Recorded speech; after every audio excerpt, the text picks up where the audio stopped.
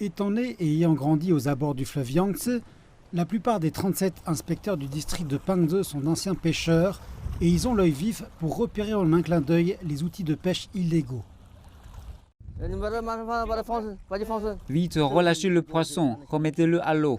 Ils ont mis un appât sur l'hameçon et l'ont jeté dans la rivière. C'est une forme de pêche illégale.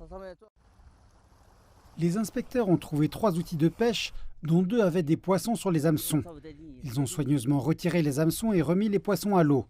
En plus de patrouiller les eaux pour surveiller la pêche illégale, les inspecteurs prennent aussi des mesures pour protéger les oiseaux migrateurs, les marsouins d'Asie orientale et les zones humides. Selon Tang Jirou, une corvée typique consiste à retirer les filets de pêche et les pièges déployés avant le moratoire sur la pêche. Nous devons les dégager du fond de la rivière. Sinon, lorsque le niveau de l'eau remontera, les poissons et les crevettes seront piégés là-dedans. Depuis le 1er janvier 2020, le Jiangxi a mis en œuvre l'interdiction nationale de pêcher dans les bassins clés le long de la section du fleuve Yangtze. Certains pêcheurs ici ont raccroché leur canne à pêche pour prendre le rôle d'inspecteurs de rivière. Quand nous avons cessé de pêcher, le gouvernement nous a proposé de devenir des inspecteurs. Ça ne rapporte pas grand-chose, mais on trouve ça plutôt gratifiant.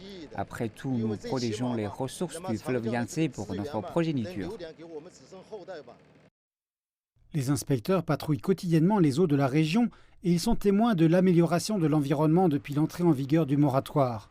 Désormais, lors de leur patrouille le long du fleuve, ils aperçoivent souvent des bancs de marsouins d'Asie orientale, un mammifère en voie de disparition qui vit dans le fleuve Yangtze.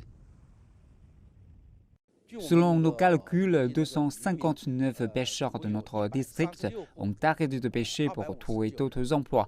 28 d'entre eux ont rejoint l'équipe des inspecteurs et ils travaillent désormais avec nous pour lutter contre la pêche illégale.